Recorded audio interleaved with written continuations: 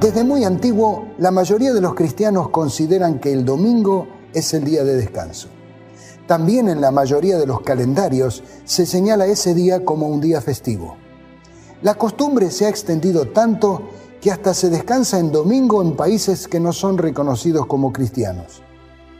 Pero al mismo tiempo, hay otros grupos de cristianos que, desafiando a la mayoría, se atreven a descansar en el sábado. Ellos argumentan que ese es el verdadero día de descanso. La cuestión para algunos no reviste importancia, pero para otros es muy importante. Se trata nada menos que guardar o no uno de los 10 mandamientos. ¿Quiénes tienen razón? ¿Da lo mismo descansar el sábado que el domingo? ¿Ha señalado Dios algún día o todos los días son lo mismo para Él? ¿Puede la observancia de un día incorrecto apartar a alguien de la salvación?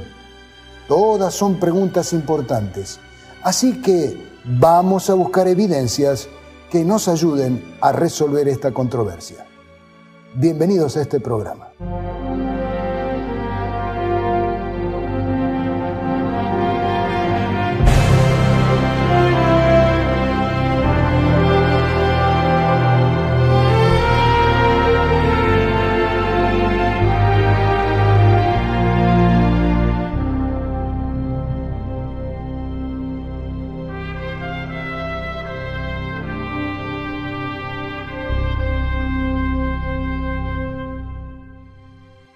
El diccionario Encarta dedica nada menos que 3 páginas para definir el tiempo. Aquí hay algunas de las definiciones.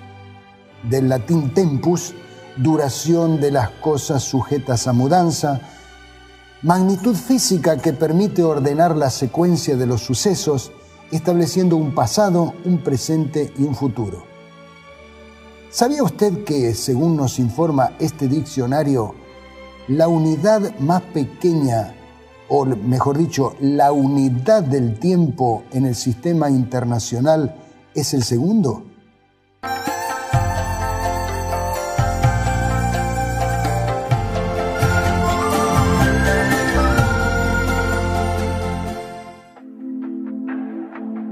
Gran parte de las actividades de la vida, así como los objetos, son pasibles de ser medidos. Se miden las distancias, el peso, los líquidos y hasta los gases, y eso es útil no solo para el comercio, sino para cualquier acción. El arquitecto o el ingeniero no podría trabajar sin una regla de cálculo o una cinta métrica, y el vendedor de frutas del comercio de su barrio necesita una balanza para saber cuánto darle y así poder cobrarle el precio justo. La medida de longitud, de peso y de volumen de líquidos o gases, etc., no son otra cosa que inventos y convenciones humanas para poder hacer la vida más fácil. Y estas convenciones han variado a lo largo del tiempo. Por ejemplo, si hablamos de medidas de longitud, se han usado denominaciones como el codo, el pie o la pulgada, todas ellas en relación con lo que podría medirse con el cuerpo humano. Pero claro, la medida de la mano al codo o el tamaño de los pies o los pulgares de la gente eran elementos muy variables. A modo de chiste, se cuenta que un tendero compraba sus telas con el pie de un indio patagón, conocido por su gran tamaño, y las vendía con el pequeño pie de una chinita. Sin embargo, desde mediados del siglo XVI, el interés por la determinación de la medida del globo terrestre y los trabajos correspondientes pusieron de manifiesto la necesidad de un sistema de pesos y medidas universal, proceso que se vio agudizado durante la Revolución Industrial y que culminó en 1872 con la creación de la Oficina Internacional de Pesos y Medidas, que está ubicada en el suburbio de Sèvres, en París. Allí está guardado el metro patrón, una barra de platino que trata de normalizar al mundo, junto con otras medidas de capacidad, aunque lamentablemente hay unos cuantos países que todavía no las han adoptado. Era inevitable que el hombre intentara también medir el tiempo. Los relojes de arena o de sol y los clepsidras, es decir, los relojes de agua, fueron los medios diseñados para poder medir el paso del tiempo. Pero también hubo que crear la medida apropiada para esos artefactos. La más fácil de determinar sin duda fue el día, ya que el movimiento aparente del Sol permitía medir desde su salida hasta su caída la duración de lo que se llamó día. El día se dividió en horas, y estas en minutos y en segundos, y la suma de los días nos llevó a la semana, el mes y el año. Ahora bien, no todas estas medidas del tiempo han sido inventos humanos. Si aceptamos que la Biblia es la palabra de Dios y que es la verdad, entonces nos será útil descubrir que el primer reloj en realidad lo hizo el Señor cuando creaba la tierra. Leemos en el Génesis: y dijo Dios, que haya luces en el firmamento que separen el día de la noche, que sirvan como señales de las estaciones, de los días y de los años. Desde hace mucho tiempo se emplea el movimiento aparente del Sol en el cielo como base para la medida del tiempo. En cualquier punto del planeta, cuando el Sol alcanza el punto más alto en el cielo durante ese día, es mediodía. La línea en dirección norte-sur que pasa por el cielo en ese punto se denomina meridiano. El horario oficial, basado en el tiempo solar, fue introducido en 1883 por acuerdo internacional para evitar complicaciones en los horarios de trenes cuando cada comunidad empleaba su propia hora solar. Se dividió la Tierra en 24 usos horarios, partiendo del meridiano de longitud cero que pasa por el Real Observatorio de Greenwich, en el sur de Inglaterra. Los usos se numeran según su distancia al este o al oeste de Greenwich. Dentro de cada uso horario, todos los relojes deben marcar la misma hora, y entre un uso y el siguiente hay una diferencia de una hora. Cada uso abarca 15 grados de longitud, con adaptación, sin embargo, a las fronteras internacionales. La siguiente medida del tiempo después del día es la semana. Esto ayudó para que, agrupados en ciclos, se pudiera darle también un nombre a los días. De igual forma, tenemos el mes de alrededor de 30 días y el año, que es sabido, consta de 12 meses. El nombre de los días tiene mucho que ver con las creencias de los pueblos que se los adjudicaron. Los hebreos, depositarios de la revelación inspirada, simplemente numeraban los días de la semana: primero, segundo, tercero, cuarto, quinto, sexto y séptimo. Es decir, los días no tenían nombre, con la excepción del séptimo día, que se llamaba Shabbat, descanso. Los árabes también numeran los días desde el Yom al-Ahad, el primero, y también tiene nombre el séptimo, As-Sabt, que tiene raíz judía, aun cuando su significado original como día de descanso se ha perdido. En la actualidad, el día de descanso musulmán es Yom ad-Jum'ah, que significa día de asamblea, que corresponde al día musulmán de alabanza en la mezquita, o sea, el día viernes. En griego moderno, los días también se numeran, e igualmente el séptimo es el sábado. El sexto día, viernes, se llama en griego paraskeue, la preparación. Este en realidad es un término hebreo, ya que ese día se hace una preparación para el Shabbat. En portugués, todos los días de la semana se numeran: domingo, que alguna vez debe haberse llamado primeira-feira, primera feria; segunda-feira, lunes; terça-feira, martes; cuarta-feira, miércoles; quinta-feira, jueves; sexta-feira, viernes y sábado.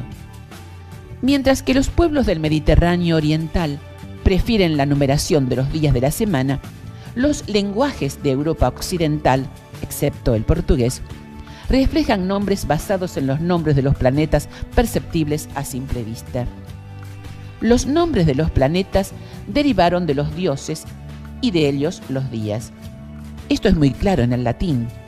Estos 7 cuerpos celestes dieron sus nombres a los días de la semana.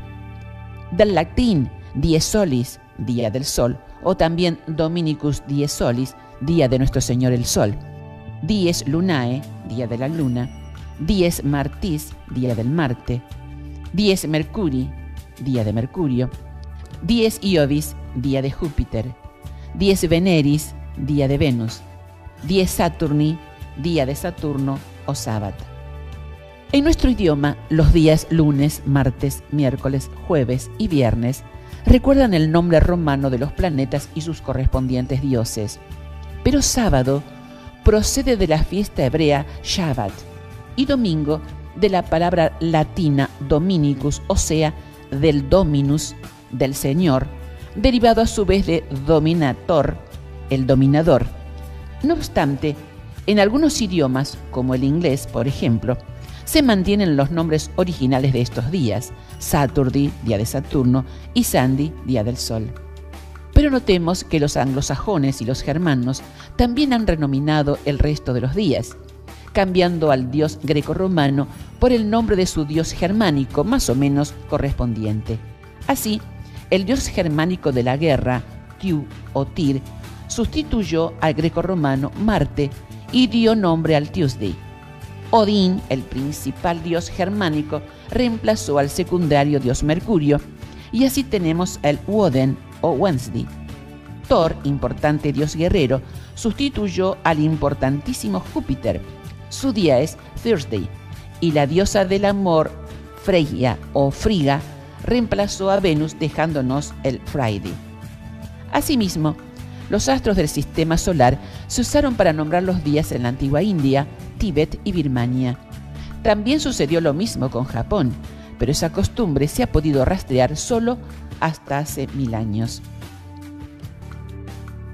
Un mes, del latín mensis, es cada uno de los 12 periodos de tiempo de entre 28 y 31 días en que se divide el año. En castellano, cada mes tiene un nombre de origen latino. Así, enero o January es el mes dedicado a Jano, una divinidad con dos caras, una que mira al pasado y otra al futuro. Junio era el mes dedicado a Juno, julio a Julio César y agosto a César Augusto.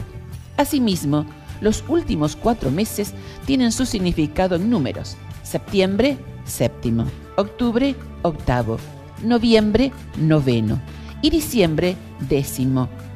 Esto es así porque en un principio el año empezaba en marzo, al comienzo de la primavera en el hemisferio norte, y septiembre era en efecto el séptimo mes del año.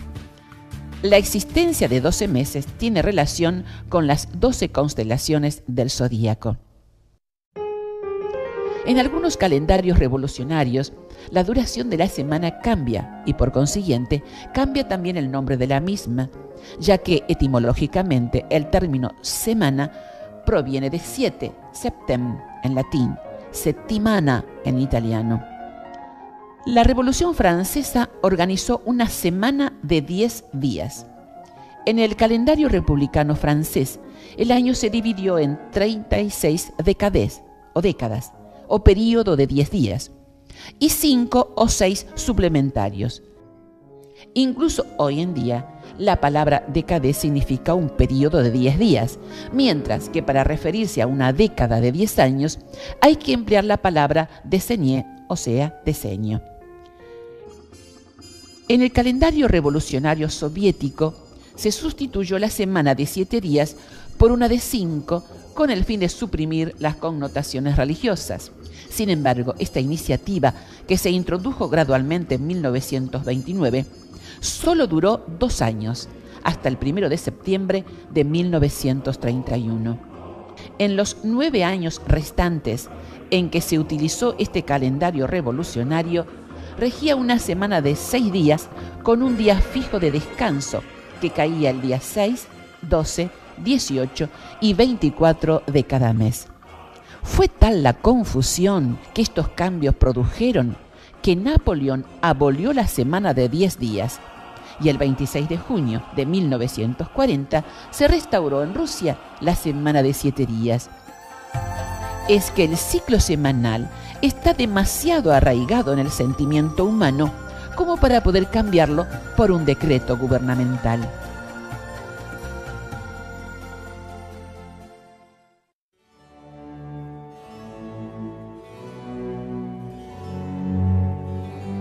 Cuando nos basamos en la Biblia para descubrir el origen de las cosas, nos resulta muy fácil descubrir también el origen del día de descanso.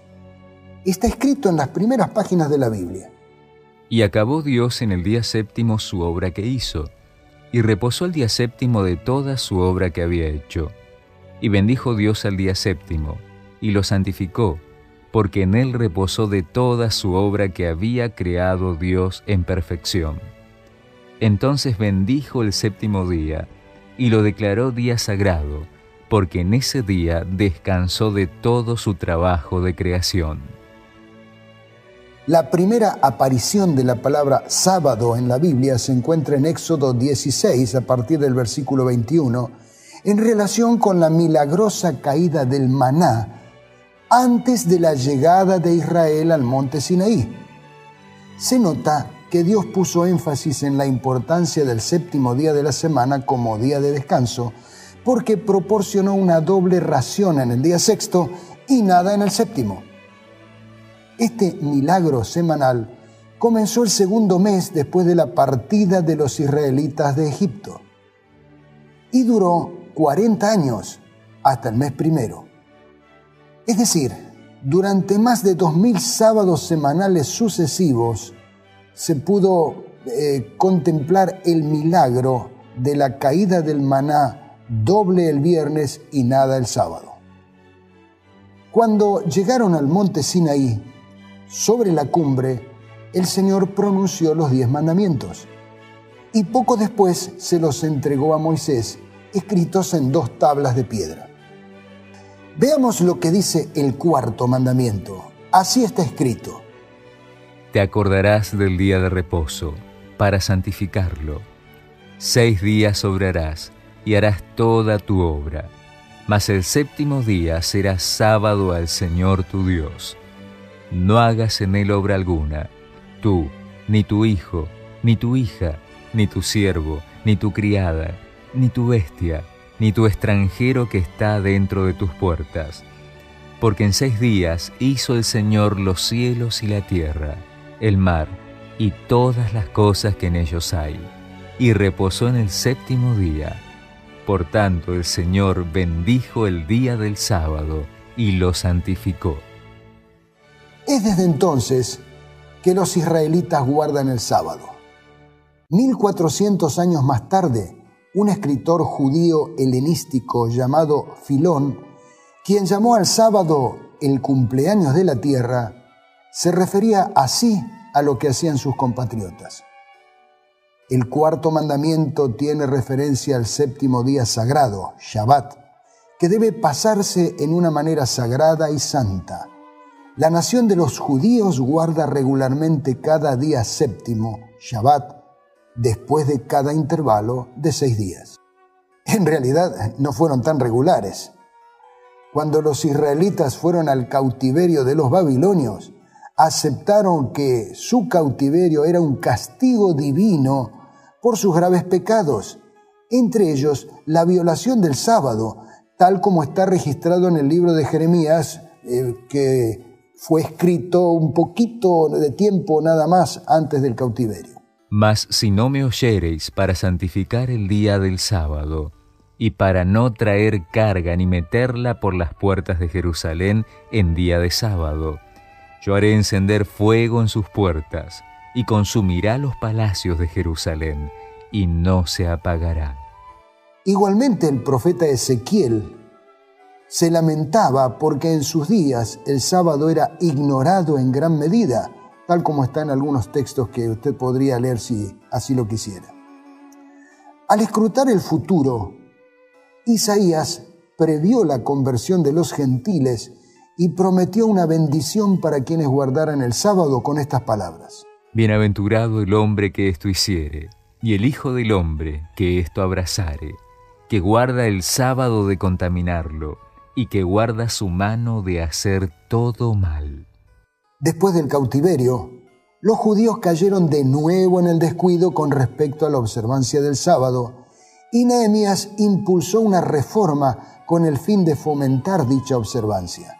Parece que dio fruto, porque los israelitas se afirmaron muy bien y en los días de Jesús todavía eran muy fieles guardadores del sábado. Y así llegamos a la época del Nuevo Testamento, a los días de Jesús. Durante la vida de Jesús, tampoco hay dudas en cuanto a cuál era el día de reposo.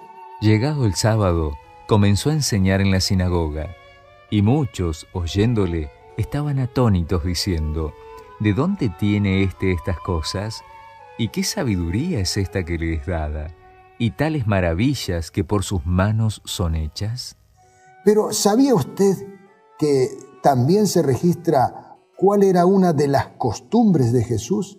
Y vino a Nazaret, donde había sido criado, y entró, conforme a su costumbre, el día del sábado en la sinagoga, y se levantó a leer. Era tan sagrado que cuando Jesús murió en la cruz el viernes, no se atrevieron a violarlo. Y era día de la preparación, y estaba para rayar el sábado. Y viniendo también las mujeres que le habían seguido de Galilea, vieron el sepulcro, y cómo fue puesto su cuerpo. Y vueltas, aparejaron drogas aromáticas y ungüentos, y reposaron el sábado, conforme al mandamiento. ¿Hubo algún cambio para la iglesia que Jesús fundó? Definidamente no, porque Él ya había dicho esto. No penséis que he venido para abrogar la ley o los profetas. No he venido para abrogar, sino para cumplir. Porque de cierto os digo, que hasta que pasen el cielo y la tierra, ni una jota, ni una tilde pasará de la ley, hasta que todo se haya cumplido. Es muy importante recordar que el cristianismo tiene su base en el judaísmo y que Jesús y los apóstoles guardaban el sábado. El mismo apóstol Pablo iba los sábados a las sinagogas. ¿Para qué iba el sábado a la sinagoga? Pues para tratar de ganar discípulos para Cristo, pero sobre todo porque, noten lo siguiente, él mismo también tenía una costumbre. Y ellos, pasando de Perge, llegaron a Antioquía de Pisidia, y entrando en la sinagoga un día sábado, se sentaron. Y leamos estas otras declaraciones que hablan también de Pablo y el sábado. Y saliendo ellos de la sinagoga de los judíos, los gentiles les rogaron que el sábado siguiente les hablasen estas palabras. Y el sábado siguiente se juntó casi toda la ciudad a oír la palabra de Dios. Como en todo el Nuevo Testamento no hay ni una sola referencia al cambio del día de reposo, es justo que nos preguntemos, ¿cómo y cuándo ocurrió la transición del sábado al domingo?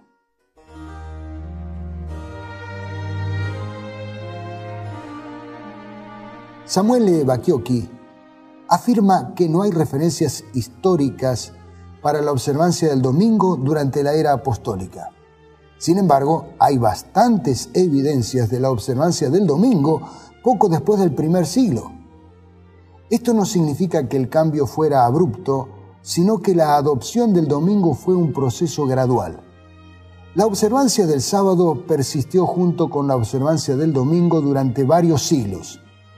3 factores propiciaron el cambio del sábado al domingo. Fueron estos: el antijudaísmo, la adoración del sol y la influencia de la Iglesia de Roma. Analicemos estos 3 ítems. El primero, el antijudaísmo. En sus primeros años, aunque estaba fuera de la ley, la Iglesia cristiana se libró de la persecución del gobierno de Roma por funcionar bajo la sombra del judaísmo, al que Roma reconocía como una religión oficial. No obstante, las insurrecciones judías produjeron un cambio drástico. Después de la segunda rebelión judía, que ocurrió en el año 135, el emperador Adriano convirtió a Jerusalén en una colonia romana de la cual eran excluidos todos los judíos, incluso aquellos convertidos al cristianismo. Adriano fue más allá, condenó la práctica del judaísmo en general y particularmente la observancia del sábado en todo el imperio. A partir de este tiempo, la Iglesia cristiana comenzó a producir documentos antijudíos. Los cristianos desarrollaron toda una teología de separación hacia los judíos y criticaron las costumbres judías tales como la circuncisión y la observancia del sábado. El registro más temprano de esta separación de los cristianos, esta separación entre los cristianos y los judíos, se encuentra en un antiguo documento llamado la Epístola a los Magnesios, que fue escrita por Ignacio, obispo de Antioquía, entre el año 98 y el año 117 después de Cristo. En ella aparece esta declaración: si todavía estamos practicando el judaísmo, admitimos que no hemos recibido el favor de Dios. La epístola de Bernabé, escrita probablemente en Alejandría entre el 130 y el 138, habla de la observancia del octavo día, una manera común de referirse al domingo en esa época. El autor describe a los judíos como un pueblo maldito al cual Dios abandonó porque mató a sus profetas y crucificó a Cristo. Su mayor argumento en favor de observar el octavo día era su oposición al judaísmo. Justino Mártir fue otro cristiano influyente que se opuso al sábado a mediados del primer siglo. Acusó a los judíos de tratar a los cristianos peor que las naciones gentiles. Hablemos ahora de la adoración del sol, el otro elemento que precipitó la observancia del domingo. Las condiciones sociales, políticas y religiosas mencionadas explican por qué los cristianos comenzaron a apartarse del día de reposo que compartían con los judíos. Sin embargo, no explican por qué comenzaron a guardar el domingo en vez de guardar otro día, como podía haber sido el viernes, que era el día de la pasión. Parece que la influencia de la adoración del sol como su día del Señor provee la explicación más razonable. El culto al sol invictus, o sea, el sol invencible, dominaba a Roma y otras partes del imperio durante la primera parte del siglo II. Hay muchas evidencias de que influyó sobre el pensamiento y la liturgia de los cristianos. Por una parte, los padres de la Iglesia frecuentemente amonestaban a los cristianos por adorar al sol, pero por otra parte, el arte cristiano y la literatura de la época a menudo empleaban el sol como un símbolo de Cristo. Y llegamos al punto que en vez de estar orientados hacia Jerusalén, como las sinagogas judías, las primeras iglesias cristianas fueron construidas orientadas hacia el este, es decir, hacia la salida del sol. Tanto influyó que también los cristianos escogieron el nacimiento del sol invencible como la fecha de la Navidad. Hubo un cambio en el calendario romano que puede haber influido sobre el proceso. El Imperio Romano adoptó la semana de 7 días en el primer siglo. En ese tiempo se nombraban los días de la semana según los planetas, y el primer día de la semana era el día de Saturno, seguido por el día del Sol. En el segundo siglo se mudó el día del Sol al primer día de la semana. Este adelanto del día del Sol pudo influir sobre los cristianos con un trasfondo judío para que adoptasen el día del Sol como su día de culto. Jerónimo escribió: los paganos lo llaman el día del sol.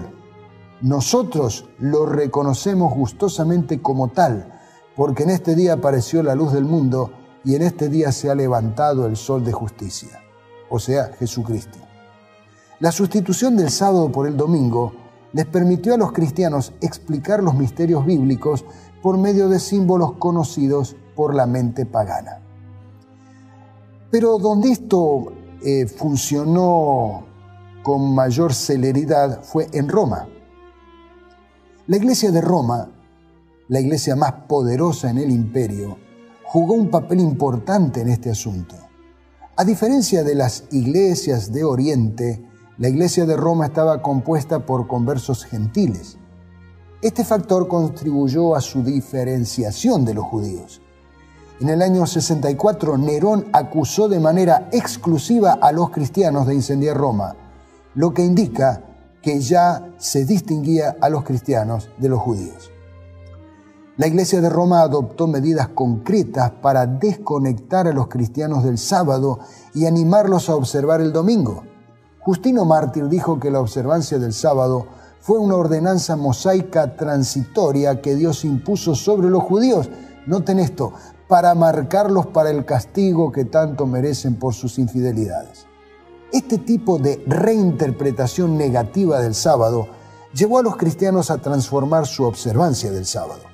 Tomaron el día que los creyentes habían observado con comidas, alegría y celebraciones en un día de ayuno en el que no se permitían celebraciones o asambleas religiosas. Esto sirvió para establecer un contraste entre las maneras en que los judíos y los cristianos guardaban el sábado, y pronto se le dio la bienvenida al domingo.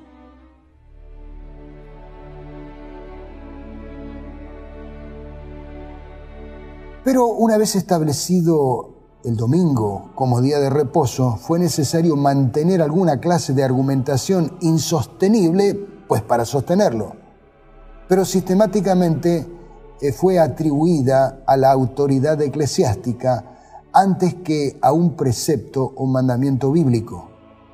Por ejemplo, Tomás de Aquino lo explicaba o afirmaba en manera categórica: en la nueva ley, la observancia del día del Señor tomó el lugar de la observancia del sábado, no en virtud del precepto, o sea, el cuarto mandamiento, sino por institución de la Iglesia.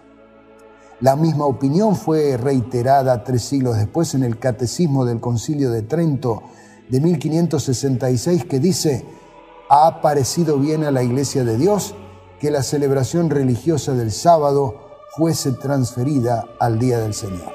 Durante las controversias teológicas del siglo XVI, los teólogos católicos apelaron frecuentemente al origen eclesiástico del domingo para demostrar el poder que tenía la Iglesia para introducir leyes y ceremonias, un poder como el de Dios para cambiar las Escrituras.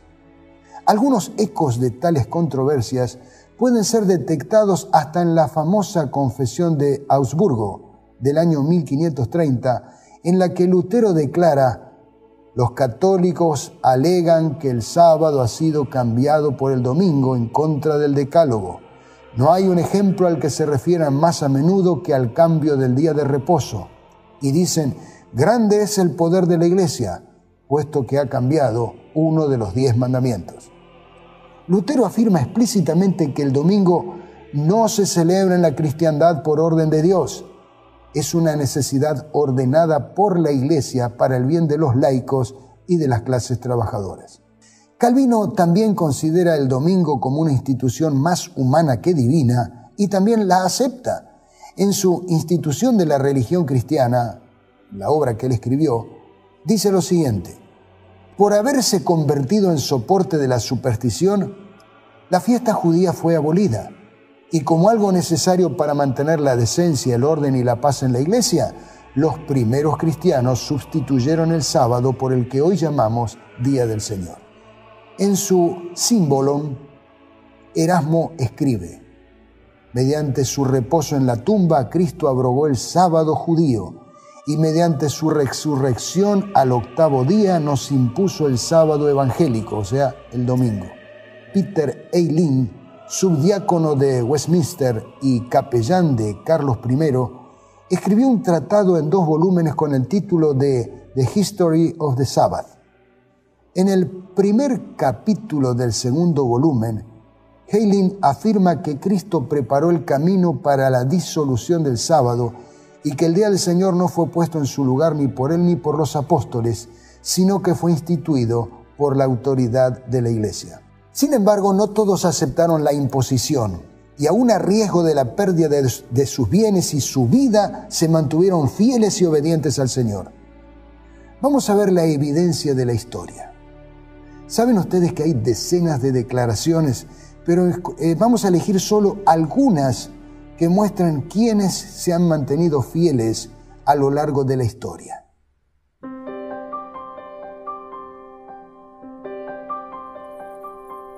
Desde el tiempo de los apóstoles hasta el concilio de la Odisea en el 364 después de Cristo, la observancia santa del sábado judío continuó, como puede ser demostrado por varios autores. Sí, no obstante el decreto del concilio en su contra. Tan temprano como el año 225 después de Cristo, existieron grandes obispados o conferencias de los que guardan el sábado desde la Iglesia del Este, desde Palestina hasta India. En la Iglesia de Milán, Italia, parece que el sábado era considerado en bastante estima. Ambrosio, el famoso obispo de Milán, dijo que cuando él estaba en Milán observaba el sábado, pero en Roma observaba el domingo. Esto originó el dicho: cuando en Roma, haz como Roma. En Persia, años 335 a 375, ellos, los cristianos, desprecian nuestro Dios Sol. ¿No fue Zoroastro el santo fundador de nuestras creencias divinas, el que instituyó el domingo hace 1000 años en honor al sol y para suplantar el sábado del Antiguo Testamento? Y aún estos cristianos tienen servicios divinos en sábado. Agustín, cuyo testimonio es más impresionante por ser un devoto observador del domingo, muestra que el séptimo día, sábado, era observado en su tiempo en la mayor parte del mundo cristiano. Hasta el siglo V, la observancia del sábado judío fue continuada en la iglesia cristiana. En 411, Mingana, dirigente de las iglesias del Este, nombró un director metropolitano para China. Estas iglesias santificaban el séptimo día. La iglesia escocesa parece haber seguido una costumbre de la que encontramos vestigios en la iglesia monástica de Irlanda, en que consideraban el sábado como el día de reposo, en que descansaban de todas sus obras. Parece haber sido costumbre en las iglesias celtas de tiempos antiguos, en Irlanda tanto como en Escocia, guardar el sábado como un día de reposo del trabajo. Obedecían el cuarto mandamiento, literalmente el séptimo día de la semana. Ciudadanos romanos, he sabido que algunos hombres de perverso espíritu han diseminado entre vosotros cosas depravadas y contrarias a la santa fe, prohibiendo que nada sea hecho en el día que llaman sábado. ¿Qué puedo llamarles excepto que predicadores del anticristo? Fueron palabras nada menos que del Papa Gregorio I. Constante y muy extendida era la observancia del séptimo día, sábado, entre los creyentes de la Iglesia del Este y los cristianos de Santo Tomás de India, que nunca estuvieron conectados a Roma. Los nestorianos no comen cerdo y guardan el sábado. No creen en la confesión auricular ni en el purgatorio. Margarita de Escocia, en el 1060, intentó arruinar a los descendientes espirituales de Columba, yendo contra los que guardaban el sábado en lugar del domingo. En cuanto a la separación de la Iglesia griega de la Iglesia latina en 1054, la observancia del sábado es, como todos sabemos, el punto de amargas disputas entre los griegos y los latinos. Vestigios de observadores del sábado se pueden encontrar en el siglo XII todavía en Lombardía. Por 20 años, Peter de Bruys puso en movimiento el sur de Francia.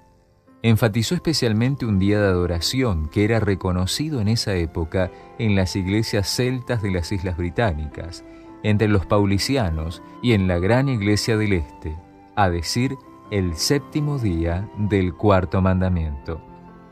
Los paulicianos, petrobucianos, pasaginianos, valdenses, insabatatis eran grandes grupos observadores del sábado hasta 1250.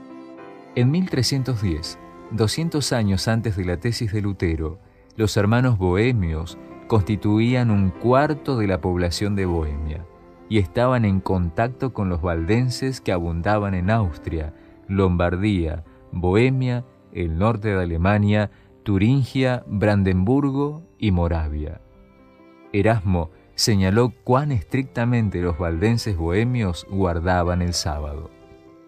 Noruega, año 1544. Algunos de vosotros en contra del aviso guardáis el sábado. Deberían ser castigados severamente. Cualquiera que sea visto observando el sábado pagará una multa de 10 marcos. Liechtenstein. Los sabatarios enseñan que el día de reposo, el sábado, debe ser observado todavía. Dicen que el domingo, como día semanal de reposo, es una invención del Papa. Vamos a la India. El famoso jesuita Francisco Javier fue llamado por la Inquisición a Goa, India, en 1560 para verificar la maldad judía la observancia del sábado, por supuesto, entre cristianos. Abisinia no es una imitación de los judíos, sino por la obediencia a Cristo y a sus santos apóstoles que observamos ese día, el sábado. Unas 100 iglesias que observan el sábado, en su mayor parte independientes, prosperaron en Inglaterra en los siglos XVII y XVIII. Alemania. Tenjar de Nuremberg se adhiere estrictamente a la doctrina del sábado, porque es uno de los 10 mandamientos. Hablemos de China. Cuando se les preguntó a los Taiping el porqué de la observancia del sábado, respondieron que era, primero, porque la Biblia lo enseña, y segundo, porque sus antecesores lo observaron como un día de culto. Los abisinios y muchos de los europeos continentales, especialmente en Rumania, Bohemia, Moravia, Holanda y Alemania, continuaron guardando el sábado. Allí donde la Iglesia de Roma predominaba, estos sabatarios sufrieron la confiscación de sus propiedades, multas, encarcelamiento y ejecución. Bueno, luego de esta breve reseña de una cantidad de personas que se mantuvieron fieles a la observancia del sábado a lo largo de toda la era cristiana, llegamos a nuestro siglo XXI. Mientras los judíos conservan la costumbre ordenada por Dios, hay una lista creciente de congregaciones cristianas que están despertando y están volviendo a la observancia del sábado. Por ejemplo, con la cristiana tolerancia de los otros bautistas, ahí están los bautistas del séptimo día, están los judíos mesiánicos, algunos pentecostales y otros grupos que están guardando el sábado. Pero la denominación cristiana que está a la vanguardia en la proclamación del sábado al mundo entero es la Iglesia Adventista del Séptimo Día. Ellos consideran que tienen un mandato divino para hacerlo. Se basan en su interpretación de las profecías que indican que en un futuro cercano la cuestión del sábado será la piedra de toque del conflicto final y que aquellos que desean ser aprobados en el juicio tendrán que elegir el día correcto. Y hablando de elegir correctamente, tengo aquí un billete de 100 y voy a colocarlo dentro de este sobre, pero como usted puede ver, tengo aquí 7 sobres exactamente iguales. Y bueno, ahora voy a hacer aquí alguna cosa que usted puede ver que los estoy mezclando y lo dejo elegir. Si usted elige el sobre que tiene el billete es suyo. Bueno, creo que se da cuenta usted de la importancia de elegir correctamente. Usted podría llevarse 6 sobres que no le servirían para mucho, o podría llevarse este sobre bendecido con el billete de 100. Bueno, el espacio no nos permite extendernos más y todavía queda tanto por decir en cuanto a este tema que nos permitimos recomendarle que vea otra serie de videos que está destinada exclusivamente a este importante asunto.